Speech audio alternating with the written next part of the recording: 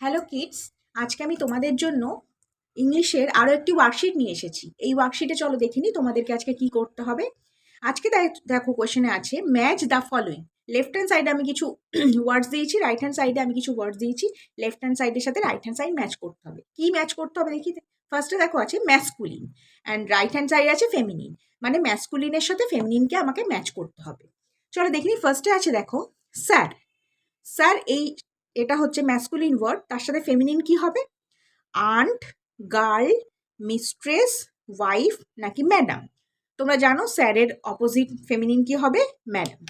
তাহলে এটা আমি ম্যাচ করলাম। নেক্সট আছে মাস্টার। মাস্টারে কি আছে দেখি। Aunt, girl, mistress, wife. মাস্টারের হবে ফেমিনিন হবে মিস্ট্রেস।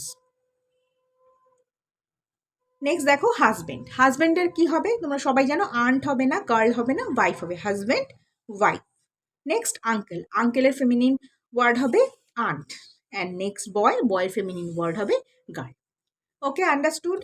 তোমরা এই ধরনের আরও অনেক ম্যাসকুলিন অ্যান্ড ফেমিনিন ওয়ার্ডস পড়বে, যেগুলো তোমাদের ম্যাচও দিতে পারে অথবা ফিল ইন দ্য ব্ল্যাঙ্কস করেও দিতে পারে।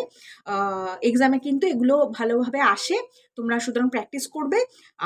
আর কী কী ধরনের ওয়ার্কশিট তোমরা দেখতে চাও, আর কোন কোন সাবজেক্টের উপর দেখতে চাও, আর কী কী টপিকের উপর দেখতে চাও, সেটা আমাকে কমেন্টের মাধ্যমে লিখে জানাবে। ওকে, চ্যানেলটাকে সাবস্ক্রাইব করে দেবে, ভিডিওটাকে লাইক করে দেবে, শেয়ার করে দেবে। ওকে, বাই ফর নাও।